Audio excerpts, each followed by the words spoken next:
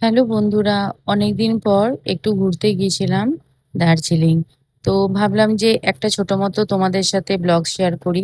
তো আমরা বেরিয়েছিলাম যেদিন সেদিনটা ছিল ৮ তারিখ, আর এপ্রিলে ৮ তারিখে।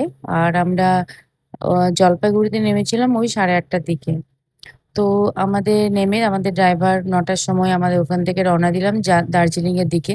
তো রাস্তায় যেতে যেতে আমাদের ব্রেকফাস্ট তো করতে হবে, তো এখানে একটা কার্সিং এ একটা হোটেল ছিল। তো সেখানে আমরা ব্রেকফাস্ট করে নিলাম। আর ব্রেকফাস্টে ছিল পরোটা, আলু পরোটা, আর আমার হাজব্যান্ড নিয়েছিল রুটি। তো আমরা যাই হোক, খাবার ভালো ছিল। আর ওখান থেকে বেরিয়ে আমরা আবার দার্জিলিং এর দিকে রওনা দিই।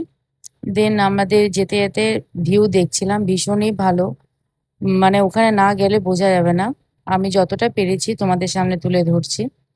আর মানে ভীষণই ভালো লাগছিল, তার মাঝে মাঝে বৃষ্টি পড়ছিল। তো দারুণ একটা এক্সপিরিয়েন্স লাগছিল। তো যাই হোক, তারপরে আমরা ওখানে একটা ভিউ পয়েন্টে কিছু ছবি তুলে নিলাম। আমরা যখন রুমে এলাম তখন প্রায় 12:30 বাজছিল।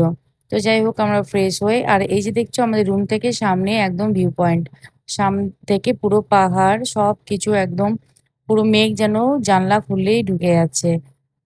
তো আমরা ওখানে লাঞ্চ করে আমরা বিকেলে বেরিয়ে পড়লাম দার্জিলিং ম্যালের দিকে। আর সেখানে প্রচুর ভিড়।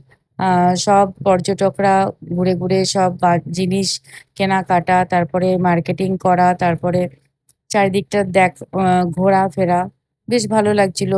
আহ আহ ভালো ভালো রেস্টুরেন্টগুলোতে হালকা হালকা মিউজিক বাজছিল, তার সাথে চায়ের আনন্দ আমরা উপভোগ করছিলাম। তো সব মিলেমিশে আমাদের ফার্স্ট দিনটা খুবই ভালো গেল।